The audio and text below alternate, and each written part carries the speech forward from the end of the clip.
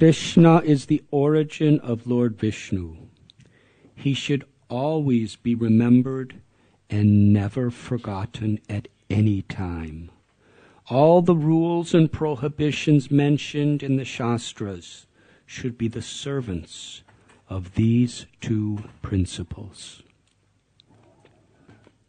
Purport by His Divine Grace, A.C. Bhaktivedanta Swami, Prabhupada.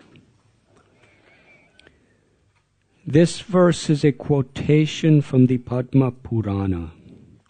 There are many regulative principles in the Shastras and directions given by the spiritual master.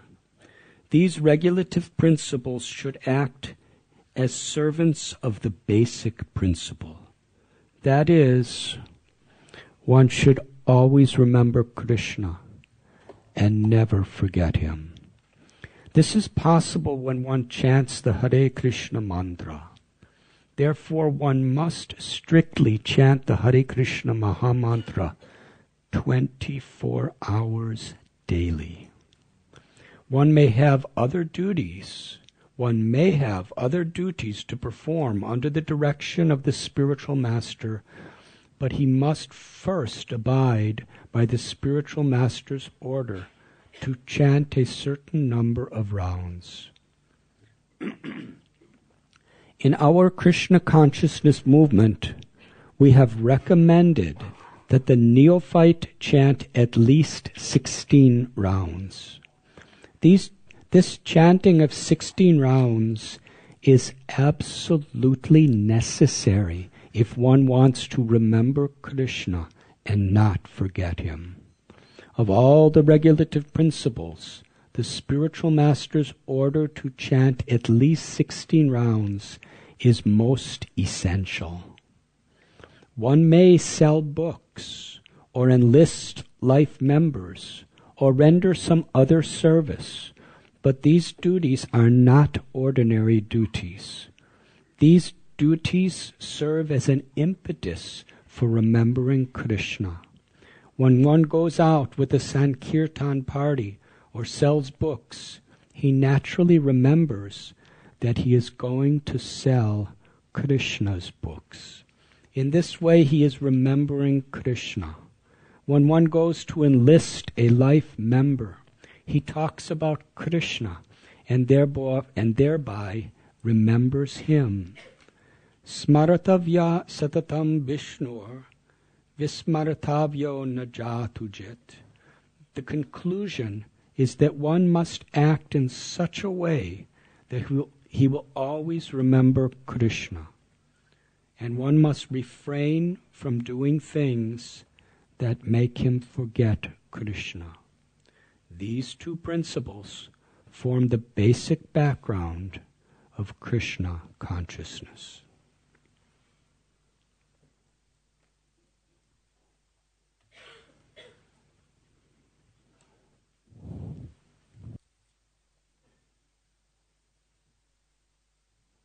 Krishna is the origin of Lord Vishnu.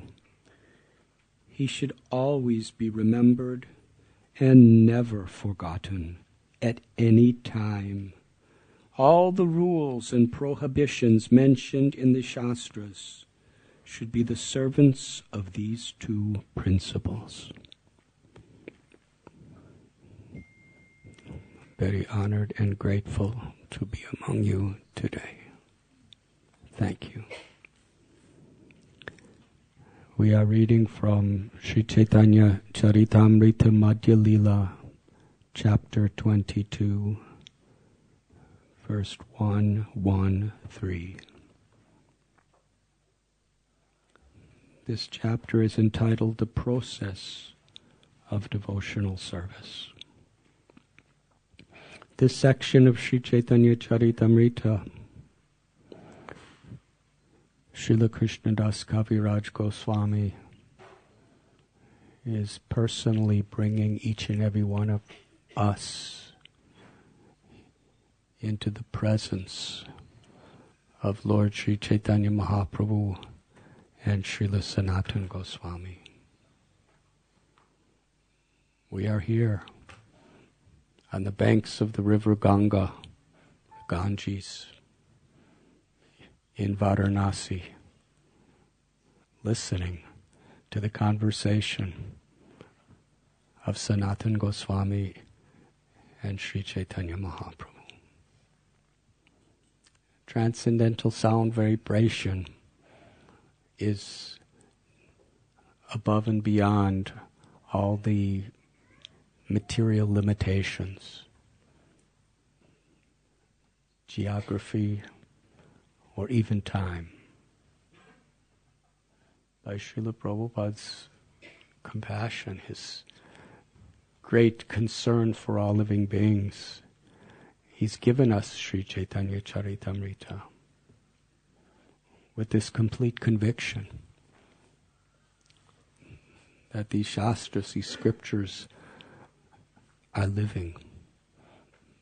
They are historical in one sense, but they are living ever in the present moment. Because Sri Chaitanya Mahaprabhu's pastimes are nitya lila, they are eternal. And whenever they are spoken or heard with sincerity and faith, then those pastimes are being enacted in the hearts of those devotees who are participating. But in order to hear properly, we must follow in the footsteps of those who are hearing in the Shastra. Srila Prabhupada taught us, if we truly want to understand Bhagavad Gita, we must follow in the footsteps by imbibing the spirit of Arjuna. He wasn't just coming to take notes for a class he was going to give the next day. He wasn't coming out of curiosity to hear, what Krishna has to say today. It wasn't a pious activity. It was the most important, urgent necessity of his life. Tadvidi pranipatena pariprashnena sevaya. Garbanya doso bahata swabhava. With the spirit to serve, with the spirit to follow, to take shelter and hear this message. Srila Prabhupada told our dear godbrother Hayagriva Prabhu that there is absolutely no difference between Krishna speaking Arjuna, Krishna speaking Bhagavad Gita to Arjuna, and me speaking Bhagavad Gita to you.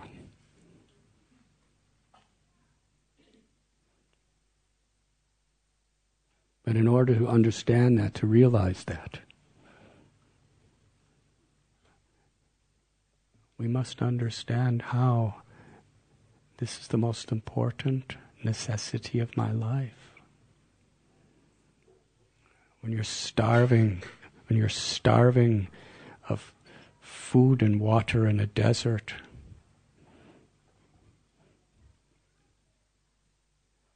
you're not really very concerned with the daily gossip on the internet. It means nothing to you. You need water. It's life or death. Hearing and chanting is the water and the food that nourishes our souls. Our souls are starving for this. And by Krishna's mercy, the material world has been constructed in such a way to give us the opportunity to understand that. Just about 3 days ago, I was listening to a recorded lecture of Srila Prabhupada. He's speaking from the second canto of Srimad Bhagavatam. That is where Parikshit Maharaj begins to ask his serious questions to Shukadev Goswami. And Srila Prabhupada was highlighting how Parikshit Maharaj, he knew he had only 7 days to live. There was nothing in his mind that was more important than to give his life to Krishna during these last 7 days. And the process was to be in the association of great souls and to hear and chant the glories of the Lord.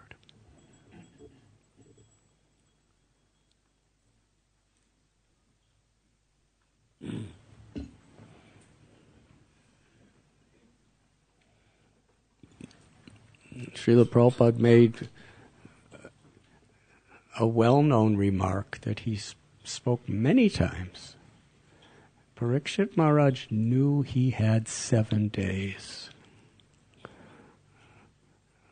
He was assured 7 days. But there is not a single person in this world that knows for sure that they have 7 days. And then he cited from the Mahabharata, where a yaksha, he asked Yudhisthira Maharaj a series of questions. Because Yudhisthira Maharaj was really thirsty. And the yaksha said, "You cannot drink the water till you answer my questions." And when you're really thirsty, sometimes you're not thinking logically. He was dying of thirst. Arjuna, Bhima, Nakula, Sahadev, they couldn't wait to answer questions. They went to drink the water. And they all fell unconscious. It appeared they were dead. But Yudhisthira, mouth parched, desperately needing water, he turned to the yaksha and said, "Please ask your questions." And one of those questions, what is the most amazing thing in all of this creation? Yudhisthira Maharaj said, the most amazing thing is we see death all around us. So many people have died. So many people are dying. Everyone will die. But yet we're thinking, I'm not going to die yet. Srila Prabhupada clarified that this does not mean that such a person thinks he'll never die. But he's not taking it serious at the present moment, that it could be. This is the most amazing thing. And that yaksha was Yamaraj in disguise. So if anyone knows about death in this material world, it's Yamaraj. And he understood what Yudhisthira is saying is the truth. It is the most amazing thing in creation.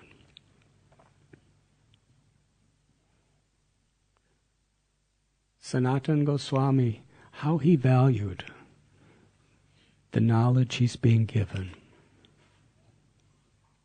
We cannot imitate him, but we can imbibe his spirit. He was the prime minister of an entire kingdom. He had such enormous wealth, beautiful palaces, incredible estates. As far as money goes, he could do anything he wanted with the money he had. He wanted to invite scholars to discuss the scriptures. He built a beautiful assembly house. Wonderful, wonderful guest facilities for all the scholars. He arranged for each and every one of them to have their own personal assistants. He was feeling separation from Vrindavan. He built a Nava Vrindavan. According to Bhakti Ratnakar, he built a new Vrindavan. in Ramakeli, where he was living, along with Rupa Goswami. He had power, jewels, everything. But he left it because he was so eager to serve Lord Chaitanya Mahaprabhu. Srila Rupa Goswami just left, along with their younger brother, Anupam. Sanatana Goswami, he was willing to be put in prison. And if you go to Ramkeli, that prison cell is still there. You can see. These days, if a prime minister gets put in prison, or a wealthy person, it's usually, upper class facilities. But he was put in an underground dungeon, and he was shackled with chains, practically starving. He was willing to endure that. And then by his good intelligence, he somehow or other escaped from the prison. And one day he's the prime minister, the most popular and powerful person in the entire kingdom. And the next day, he's a fugitive. He's wearing nothing but rags. He's emaciated. He's dirty from living in an underground hole. And he's running through the jungles, trying to escape. And in Varanasi, he meets with Sri Chaitanya Mahaprabhu. Lord Chaitanya was on his way. He was going to meet Lord Chaitanya in Vrindavan. But Lord Chaitanya had already been in Vrindavan for 2 months, and now he was on his way back. So he missed the chance of being in Lord Chaitanya's presence in Vrindavan. But he met him in Varanasi, which was at that time the capital of the Mayavad conceptions. It was very different than his hopes of seeing Lord Chaitanya in Vrindavan. But wherever Sri Chaitanya Mahaprabhu is, that is Vrindavan. For 2 months, every day, all day, Lord Chaitanya instructed Sanatana Goswami. The beginning of the teachings is Srila Sanatana Goswami is offering his prostrated obeisances, dandavats. He was so humble. He didn't even feel the strength to stand up in the presence of Lord Chaitanya. Lord Chaitanya had to lift him up and embrace him. Please don't imitate that. Because he meant it from the core of his heart. And Lord Chaitanya recognized that. Sanatana Goswami, he said to Lord Chaitanya that I am in such a suffering, miserable situation. I do not know who I am. I do not know why I am suffering these threefold miseries. Miseries connected to the body, miseries inflicted by other living beings, or those from natural disturbances. And yet, I have the audacity, the ego, that people call me a great learned scholar, a pundit, and I believe them. But I don't even know who I am. I don't even know what my real purpose of life is. I've come to you, surrendering to take shelter. Please instruct me. This is the same mood in which Arjuna inquired from Krishna in Kurukshetra. Sri Chaitanya Mahaprabhu responded, telling Sanatana Goswami, please, don't speak this way. Your humility is breaking my heart.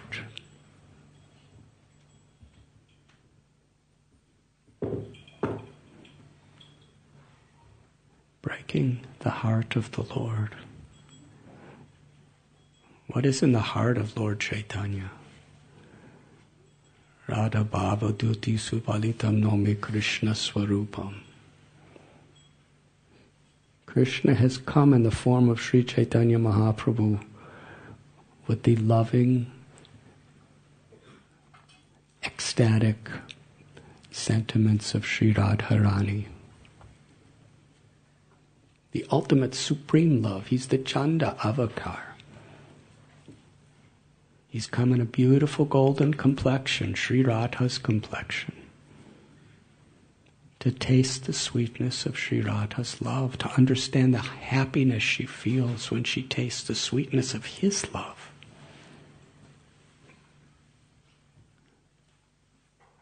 To understand what it is about himself that gives Sri Radharani an unparalleled happiness that he cannot even conceive. This is the innermost secret of all secrets that's within his heart. Sanatana Goswami's humility broke his heart. He broke over in that treasure chest, for that treasure could just flow out through the words of Lord Chaitanya, through the mercy of Lord Chaitanya.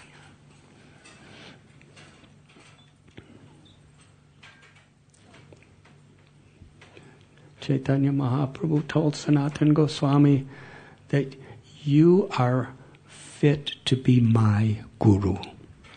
You already know everything. But just for the sake of strictness, you are humbling yourself in this way and inquiring from me.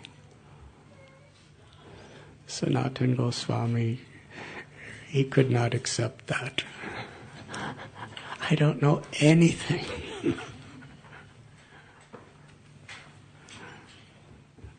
This is knowledge. Knowledge is sometimes compared to light. If you're in total darkness and you light a candle, it really makes a big difference. It illuminates the room. But if you take that same candle at noon, in one of those rare days in London when it's no clouds, and you offer that candle to the sun, it's insignificant. It's the same light, but it's relative. So when we feel ourselves in the presence of Krishna, Mamaivam so jiva loke jiva bhuta sanatana, we are infinitesimal part and parcels of Krishna, eternal servants of Krishna forever. That is our eternal nature. When we're among people who are in darkness, and when we ourselves are very much in darkness, if we have a little knowledge, we think, oh, just see how much I know. See how many verses I can quote. See how many stories I can tell. See how much philosophy and logic I can defeat my opponents with. See how wise and practical I am and how I can guide people in their everyday lives. And we all have our... Prabhupada has given us all light. He's given us infinite light. Because it's coming from the infinite. Vedaham samatitani vartamanani charjana bhavashani chabhutani mam tu vedana kaschana. Krishna tells, I know everything that's happened in the past. I know all things that are happening now. I know everything that will ever happen in the future. I know intimately, intricately every thought, every action, every word of every living being of all species throughout all existence. I'm seated in everyone's heart.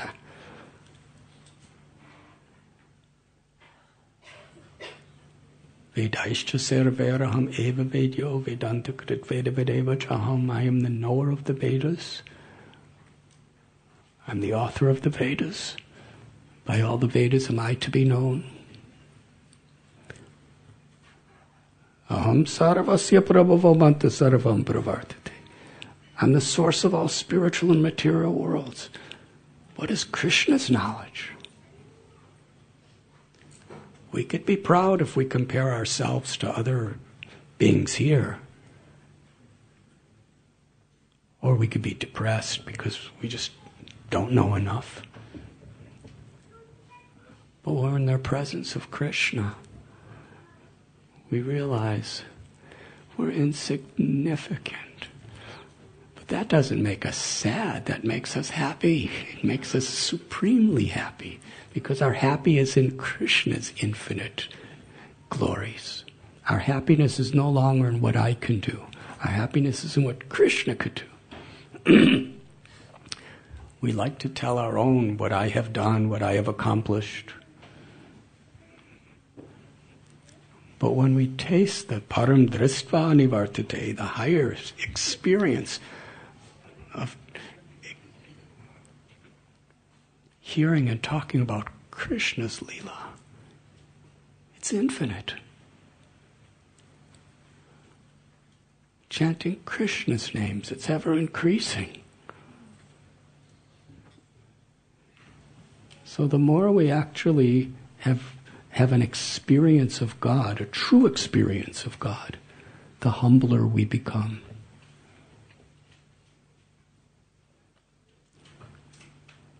Krishna's glories, Lord Chaitanya said, it's like an ocean with no shores and no bottom.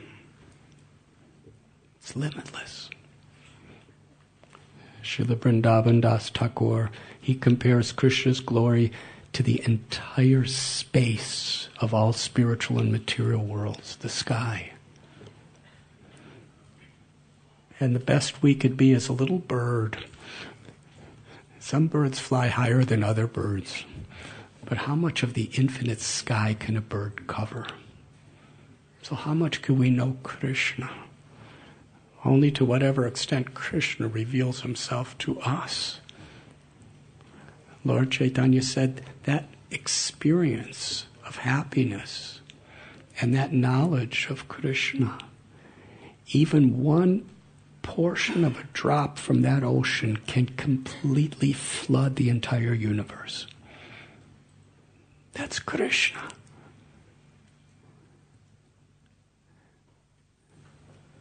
Sanatana Goswami was standing before Krishna as Lord Chaitanya. He understood by Lord Chaitanya's mercy who he was, and therefore he felt himself to be most insignificant. This is true, genuine humility. Lord Chaitanya begins his extensive teachings with a simple foundational principle. Jivara Swarupoi Krishnera Nityadas. Our eternal constitutional nature is that we are servants of Krishna. Then he built this entire philosophy on that simple foundation. And of all the recorded instructions of Sri Chaitanya Mahaprabhu, he spoke to Rupa Goswami at Prayag for about 10 days. At the banks of the Godavari River in Kavur, Vidyanagar, he spoke to Sri Ramananda Rai. In Varanasi, He had a historical discussion with Prakashananda Saraswati in Puri, with Sarvabhauma Bhattacharya. These are some of the most described dialogues Lord Chaitanya had. But far more in depth is our Sanatan Shiksha.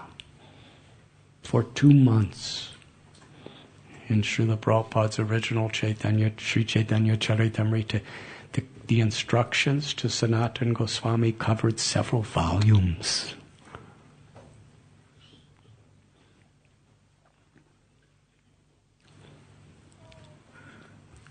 In today's verse, Lord Chaitanya is encapsulating everything in the most simple and profound way.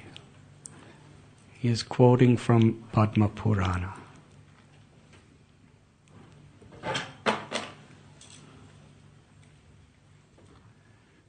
Krishna is the origin of Lord Vishnu. He should always be remembered and never forgotten at any time. All the rules and prohibitions mentioned in the Shastras should be the servants of these two principles. To always remember Krishna, to never forget Krishna. Whenever there was an occasion of devotees taking vows for initiation, for marriage, Srila Prabhupada would commence the occasion with the recitation of the verse Om apavitra pavitro va sarvavastam gatopisma yasmaret pundarikaksham sabhayabhyantara suchi. That whether one is in a pure state or an impure state, or even having passed through all situations of life, if one remembers the very beautiful lotus-eyed Supreme Personality of Godhead, one becomes purified both within and without. The essence of everything, to remember Krishna, because Krishna is pavitra. He is supremely pure. And whatever comes in contact with Krishna becomes purified. Srila Prabhupada gives examples of fire. If you put an iron rod in fire, it becomes red and hot like fire because of the association. Put that iron rod in ice and it becomes cold like ice. So when we remember Krishna, we are in the presence of Krishna. Krishna is not different than any of the transcendental means by which he helps us to remember him. The deities of Sri Sri Radha Gokulananda, Radha Landaneshwar, Krishna has appeared in these forms. Sri Radha is present. And by seeing the deities, by remembering the deities, by praying to the deities, we are in a direct connection with Krishna. But it must be done through the grace of Guru, Sadhu, and Shastra.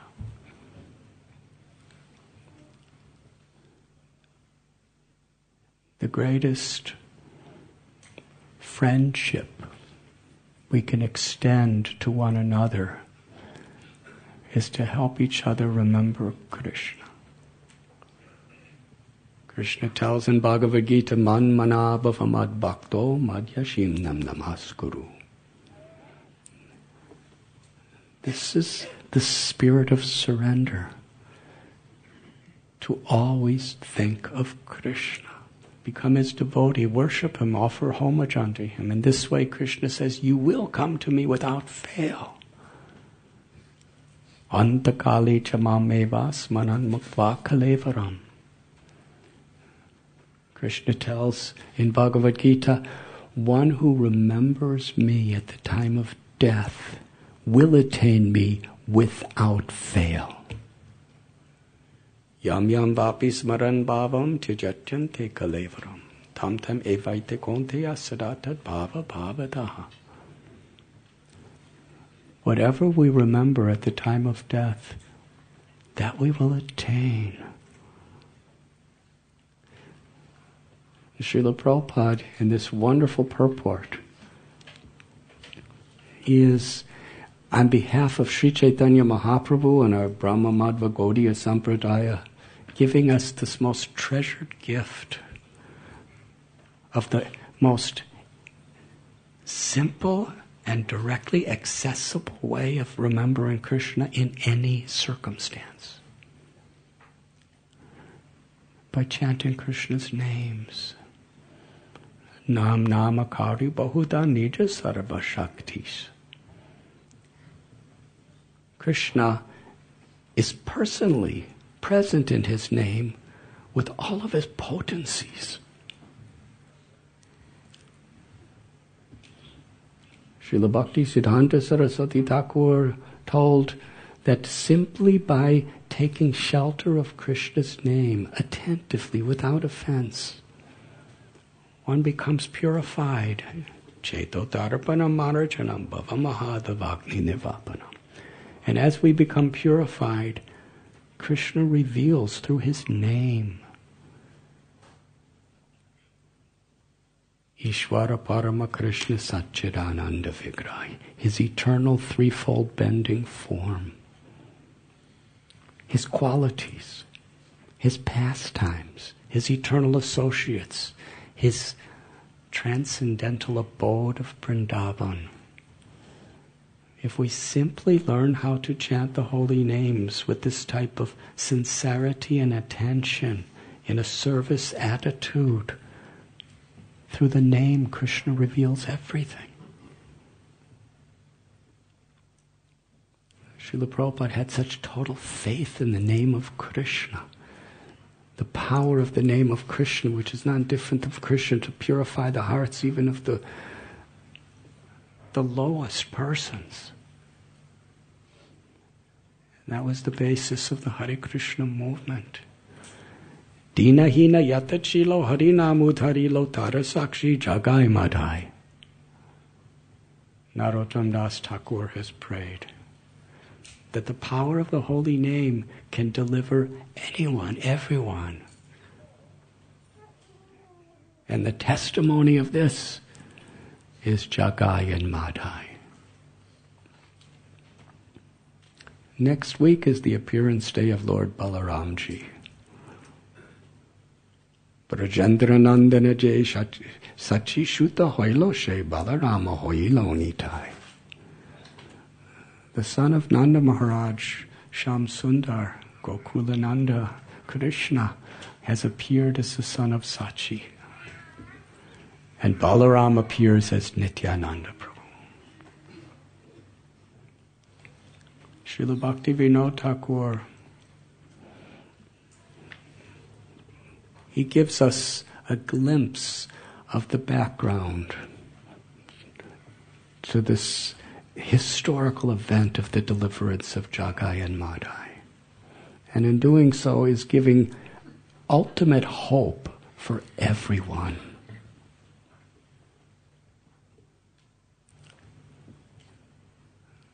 That beautiful prayer. Nadia Godrume Nityananda Mahajan Pratyache Namahata Jivira Karan. Sri Nityananda Prabhu has opened up a marketplace of the holy names to deliver to the highest destination of transcendental happiness even the lowest, most fallen and confused jivas of this Kali Yuga. Lord Chaitanya called for Haridas Thakur and Nityananda Prabhu and said, I want you to go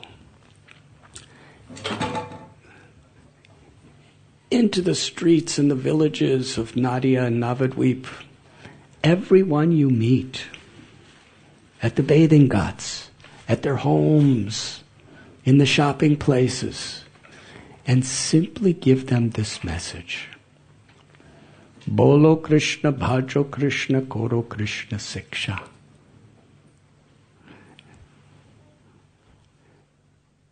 Nityananda Prabhu and Haridas Thakur would go to people's homes, to Brahmins' homes,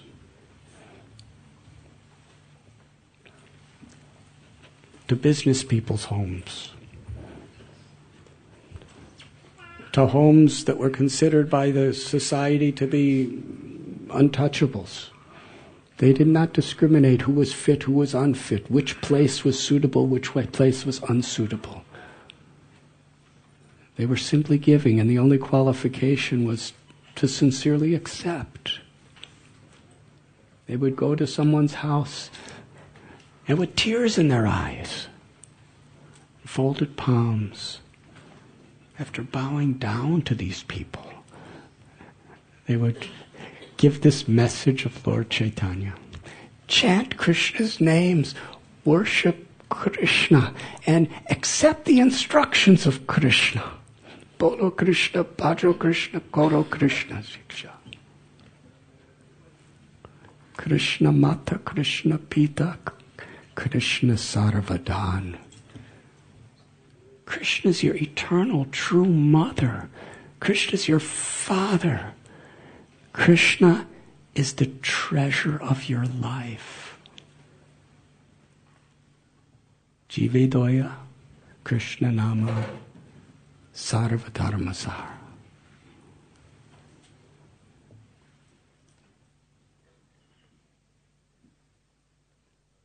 To be an instrument of compassion to the fallen souls, to take shelter of Krishna's holy names. These two comprise the very essence of all dharma, of all religion, of all occupation. It's very simple. But we are endlessly being distracted. In this world, Maya, the illusory energy, is constantly engaged in convincing us of other alternatives, giving such value and importance to these alternatives.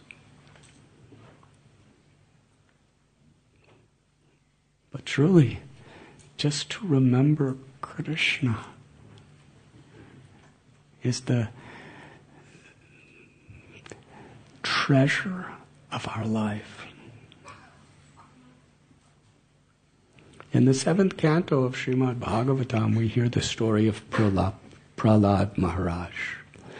He was the embodiment of the perfection of life that is attained through remembering Krishna, Smaranam. After Narada Muni tells Yudhishthira Maharaj this whole story about little Prahlad, the son of Hiranyakashipu, he had so many troubles. Nothing was easy for him. 5-year-old boy.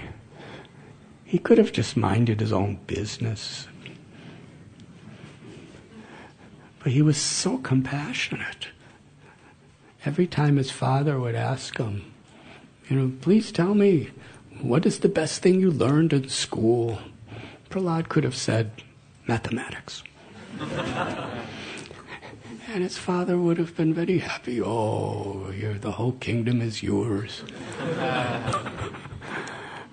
Little Prahlad was he didn't want to mislead his father because he was tasting the sweetness of bhakti. He had to share it. That's the nature. If you're tasting the sweetness of bhakti, you want to share it because it's the nature of the soul to please Krishna, and there's nothing that pleases Krishna than giving others Krishna by helping them remember Krishna.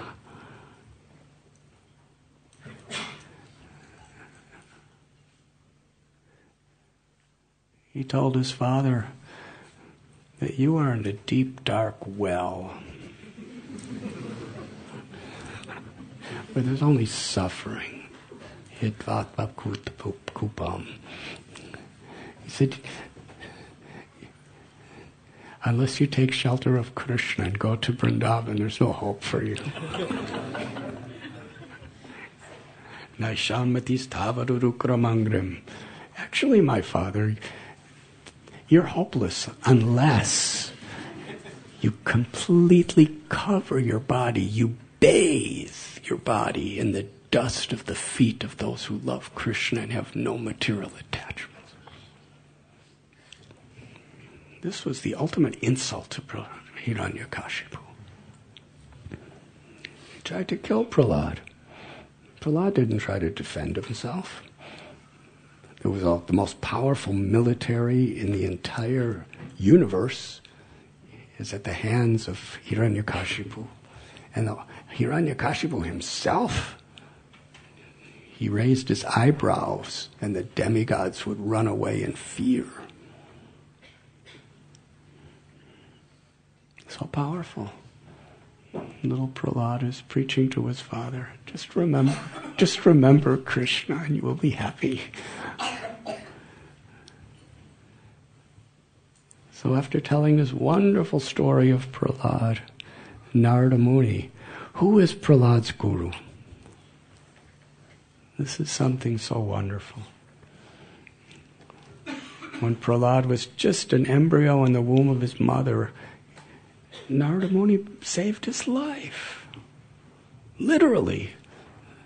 Indra and the Devatas had his mother captive. And as soon as Prahlad was born, they were going to murder him. But Narada Muni came and said, no, this little child is a Mahabhagavat. Let me take care of them.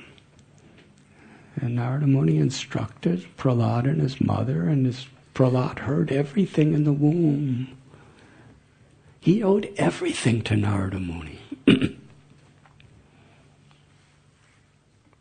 But yet Narada Muni is so much, with his heart of hearts, putting himself in a lower position than Prahlad, although he's his guru. He's praising. He says to Yudhisthira Maharaj that wherever there's great persons who are discussing the highest truths, the topic of Prahlad will be there.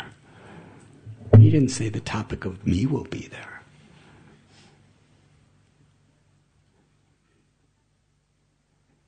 What did Prahlad do? He simply remembered Krishna always. Narada Muni,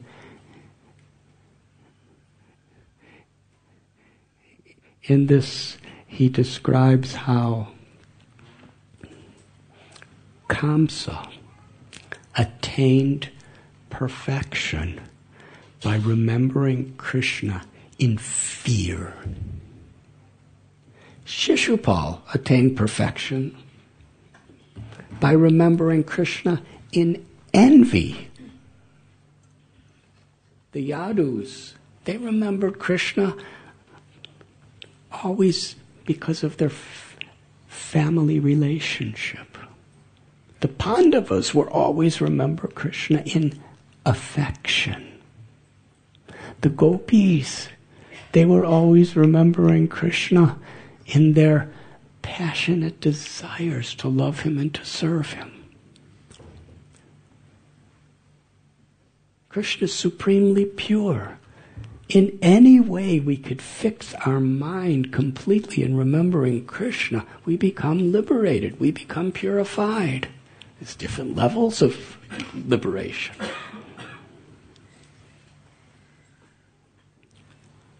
Narada Muni, genuinely, he's so humble. He was thinking himself less advanced than Shishupal. Because Shishupal was so obsessed in remembering Krishna with envy. Narada Muni was, to be so absorbed in Krishna is very special. Rupa Goswami, Anyabhilashita Shunyam, in that beautiful verse at the beginning of Sri Bhakti Rasamrita Sindhu, he tells that we should We should accept what's favorable for devotional service. We should reject what's unfavorable. We should remember Krishna in a favorable way. But we find Aghasura. He was so cruel, so envious, such a demon. He took the form of a massive serpent, opened his mouth with the intent to kill Krishna, to kill all the cowherd boys of Vrindavan and all the calves, knowing that if all the calves die, the mother cows and bulls, fathers, they will all die. And all the elder gopis and gopas will die if their children die. He came to exterminate the entire life of Vrindavan. Very evil intention. An associate of Kamsa. And he had such a strategic plan to carry out that mission. And the cowherd boys, they danced in his mouth out of curiosity to see what was inside. And even Krishna was watching them dancing and smiling. They were all smiling and waving to Krishna as they were going in Aga's mouth. And Krishna, he's going to swallow them all. And after they were all inside, Krishna himself entered. Then, but it was much more dramatic than that. That massive mouth, his lower lip was on the ground, his upper lip was in the clouds. It suddenly closed. In the mouth of Aghasura, the cowherd boys, when they were going in, they were just describing, what it was like. And one of them said, "What is that fishy smell?" It was the corpses of all the dead bodies in there that he ate. Bad breath to the maximum extent. So they're inside now, and the mouth is closed. There's no air. It's pitch complete dark. And all the cowherd boys, they can't live in that. They died. They just fell unconscious. Krishna, if we notice, Krishna in his Vrindavan Leela, he always killed the demons, liberated them in a very ordinary way. Extraordinary, but ordinary in the sense that he just did it out of his play. Narsinghadev was a very gigantic form that came out of a pillar. Varahadev, he was for Hiranyaksha, he could hold the earth on his tusks in the boar form. So in various avatars, the Lord manifests so many opulences. But for Putana, Krishna didn't become big. He was just a little tiny infant baby, and he just sucked her breast and squeezed them. And that's all that was required. Shakatasura, this ghostly Rakshasa demon, took the form of a cart to kill Krishna. And little Krishna was just a few months old. He was hardly even crawling yet. His mother laid him under that cart, and the cart was about to kill him. And he just cried. And when he cried, he just moved his foot, and that tiny little soft lotus-like foot touched this massive cart, and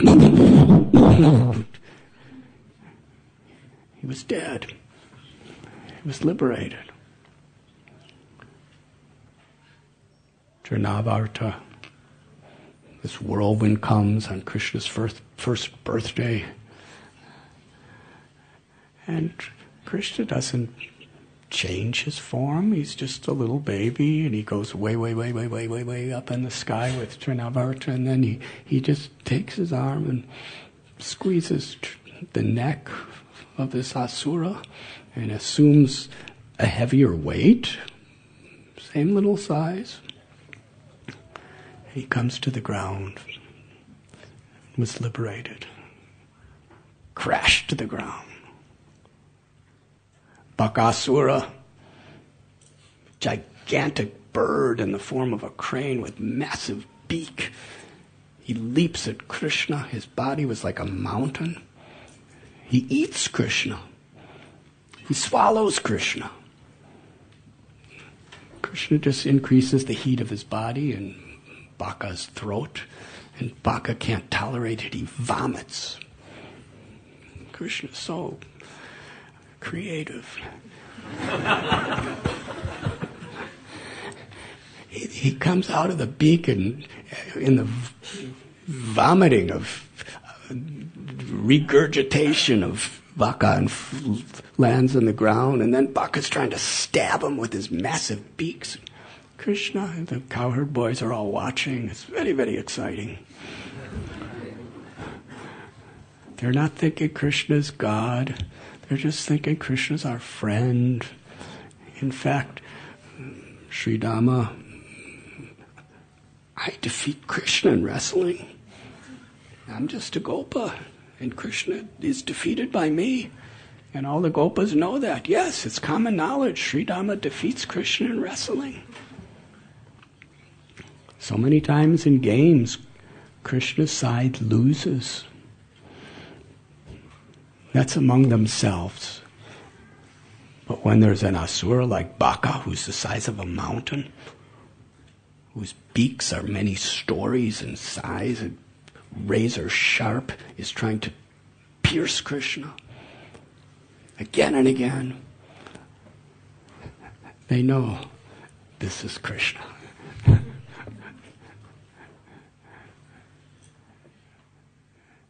And Krishna just takes the beaks with his little hands and opens it and bifurcates. So many wonderful pastimes like this. But here, nobody could see Krishna. So the one time he actually manifested a certain opulence of changing his form in Vrindavan. He became bigger and bigger and bigger and bigger and bigger until Aghasura could not breathe. He was suffocating Aghasura by completely blocking the passage of air. Nobody could see this because the cowherd boys were all dead and everyone else was outside. So when Agha died, his mouth kind of flapped open, and Krishna glanced upon all the calves and the gopas, and they all came alive. And they were just very happy. It's like they got nice rest. They were playing all morning, and they can get nice rest. They were all refreshed, and they all danced out of the mouth of Agha. And Krishna stayed inside. After everyone else was out, Krishna came out in the light of the spirit, the jiva of Agha, entered into Krishna's body. Vishwanath Chakravarti Thakur explains, he was given liberation in the Lord's eternal abode to be an eternal associate of Krishna. Why? Because just as he was so envious, so cruel, he came to kill everyone. But the cowherd boys were so blissful when they went into his mouth. There was an instant where he was actually appreciating the cowherd boys' blissful, fearless happiness.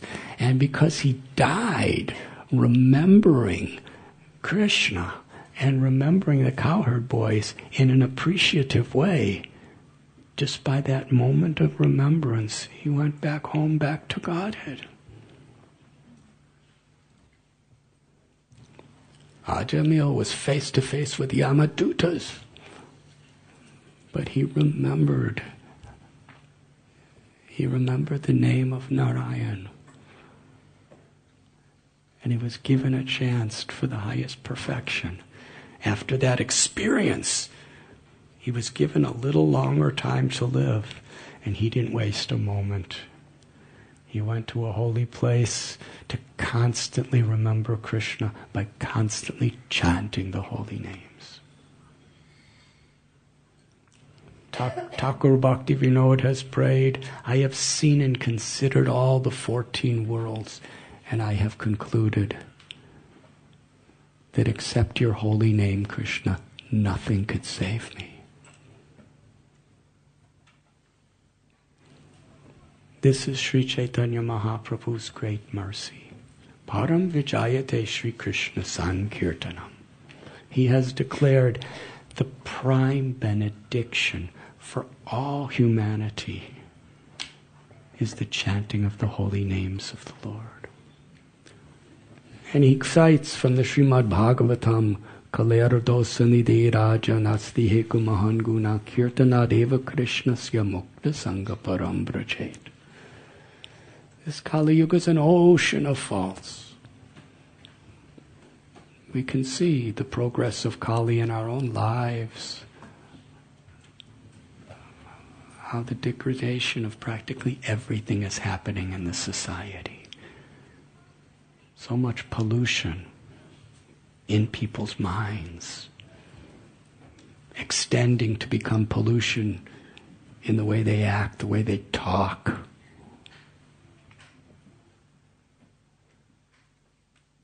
And what they're doing to the world. The pollution of selfish lust, anger, envy, greed, arrogance, illusion. These are the attributes of Kali Yuga. But there's one benediction. That simply chanting Krishna's name, one can attain the supreme perfection of liberation. In fact, Srimad Bhagavatam tells that the great sages and rishis, they worship Kali Yuga as the best of all ages. Because the Lord comes in his most merciful, munificent personality of Lord Chaitanya and his associates. And simply by the chanting of the holy names, even the most sinful can become purified, can attain the highest destination.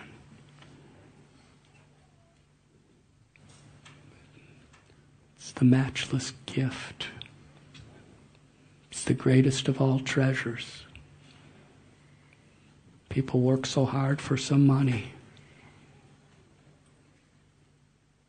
But it cannot bring happiness. It cannot bring peace. It could bring some relief from suffering on one level. But still, no matter how famous we become, no matter how healthy we are, no matter how wealthy we are, no matter how much first-class, best entertainment we experience, Dukalayam Shashvatam, we're still incomplete and we still have to suffer because everything's temporary. We can marry the person of our dreams, but it's not enough.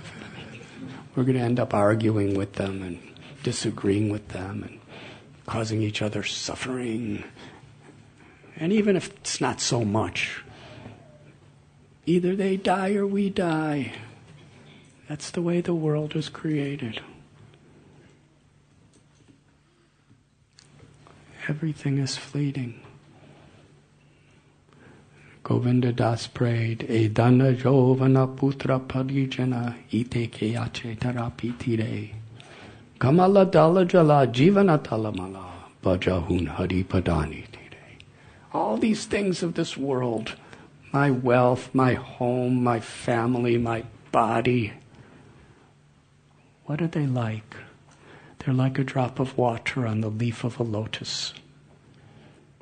At any moment, it slips away.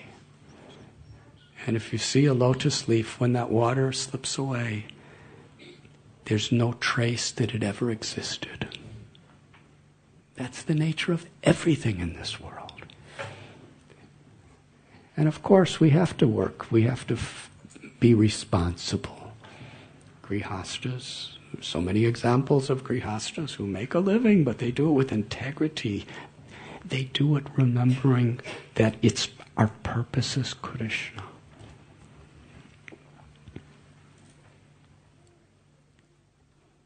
Because we understand that these things really have no value. They're just things we have to do. The only thing that really has value is remembering Krishna, because it awakens the soul. And the ultimate value is in the holy name of Krishna, because Jeev Jago, Goda Chandra Bole, Kota Nitra Jayo Maya Pisachira Kole. We could wake up from the slumber of ignorance and suffering and realize that Krishna's within our hearts, that we're eternally the lover of Krishna and Krishna's eternally our lover. That is the truth. So what is more important to invest our time and energy in than chanting Krishna's names? But Srila Prabhupada in this purport is very emphatic. He's saying the spiritual master gives many instructions, but of them, the most important is the chanting of the holy names. And he's telling for the neophyte devotee. Sometimes we think when I become very advanced, I'll chant 16 rounds. But Prabhupada's saying for the neophyte devotee, the most essential and crucial of all instructions is to chant at least 16 rounds every day. By this calculation, what does it mean to not be a neophyte anymore? It means to be chanting Krishna's name 24 hours a day. This is what Srila Prabhupada is revealing in this purport. So encouraging. Because it really gives us, it's simple. We could do it if we just make it a priority. The basic principle of problems in devotional service is when we make other priorities above remembering Krishna, chanting Krishna's names. And we have so many other responsibilities. And we must tend to those responsibilities. If we're parents, we have to take care of our children. We have to give them love. We have to give them so many facilities, physically, emotionally, spiritually. But we can't give them the most important thing unless we have it ourselves.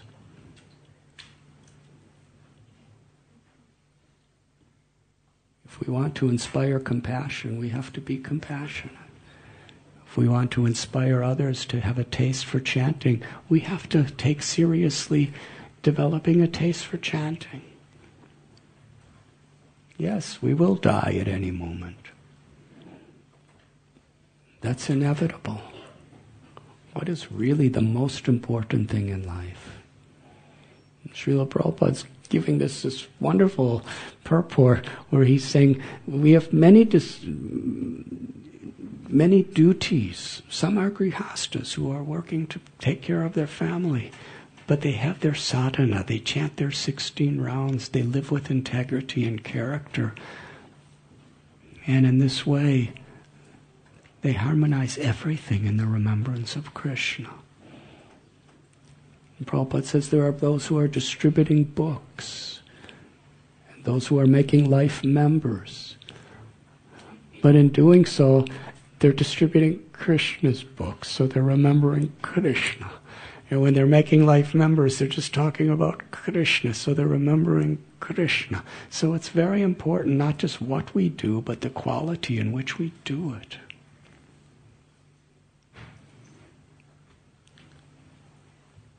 Atapumbir dvijastarishtas varnashrama vibhakasha swanushtatasya dharmasya samsiddhir haritoshanam.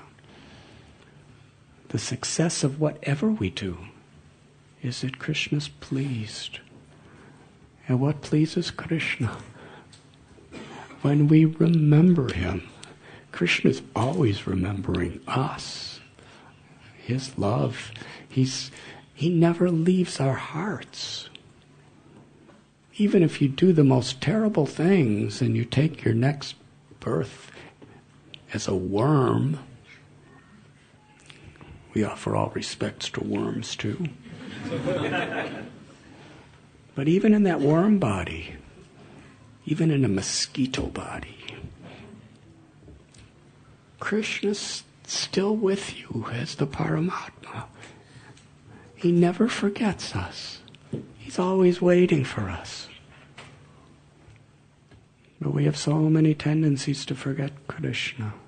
And if we just, Prabhupada said, Krishna, if we just remember Krishna in a positive way, if you take one step toward him, he will take 10 steps to you.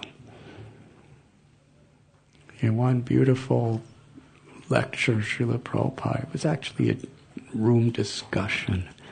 He was talking about his father, Gaur Mohan Dey.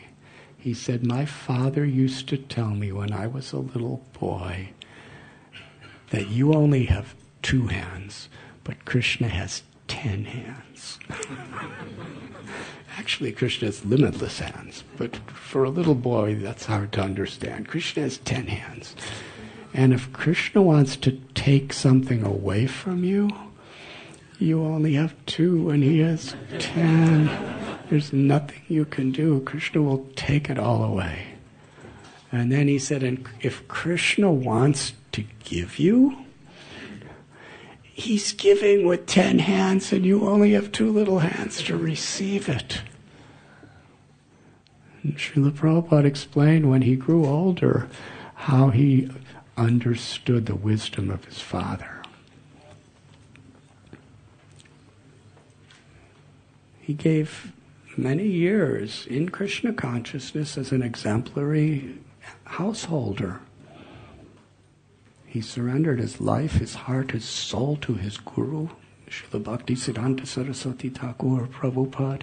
He was constantly remembering how to fulfill the order of his guru, to spread Krishna consciousness in the English language all over the world. But still, he had a family, so he had a pharmaceutical business. Sometimes he was in Kolkata, other times he was in Allahabad. He shifted to Mumbai, just a few blocks from Radha Gopinath temple, actually.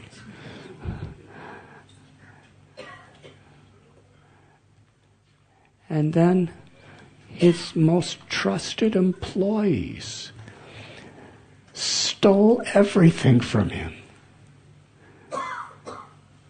Suddenly one day, he had nothing. He had his children, he had his wife, he had so many obligations. He had no more business. He had no more products. Everything was just gone. And he remembered his father saying, if Krishna takes away, he has 10 hands.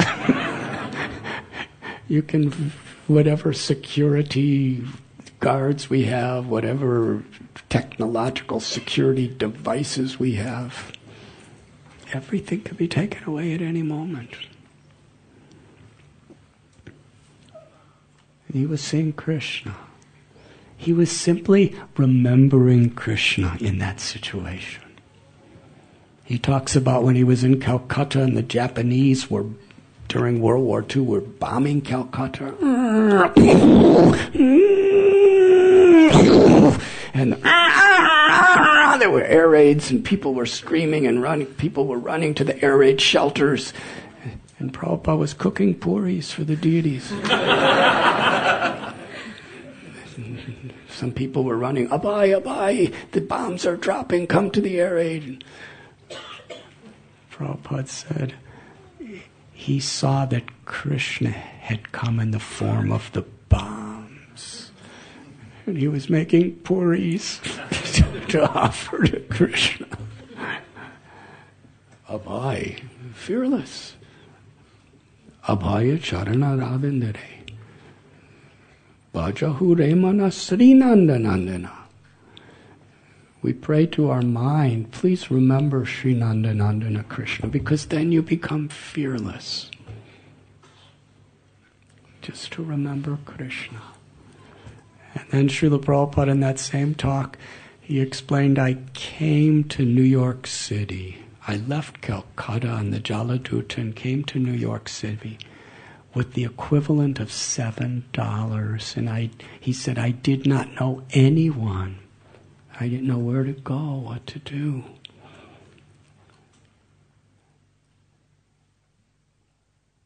Krishna had taken everything away from me. And Jaladuta even took his health away from him. He had heart attacks. But Srila Prabhupada then said, but now, tens and thousands of devotees, hundreds of centers, millions of books. He said, Krishna's giving with 10 hands, just like my father said. So what's really important is to remember Krishna. Lord Chaitanya and Lord Nityananda and Haridas Thakur, they established the Sankirtan movement with this simple principle, to help people to remember Krishna. Nityananda Prabhu, Sri Balaramji, the all-powerful original Guru, he's coming to each and every one of us with folded palms, with tears in his eyes, begging for just one donation. Just remember Krishna. Bolo Krishna, Bhajo Krishna, Koro Krishna Siksha.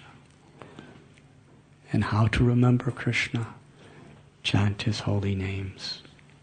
Worship him in whatever we do, and hear his instructions. To speak from this verse is a most exalted responsibility, and I have no qualification. I'm just a little kind of baby bird without wings, just looking up into the sky and trying to chirp whatever little I've learned from the Vaishnavas. Thank you very much.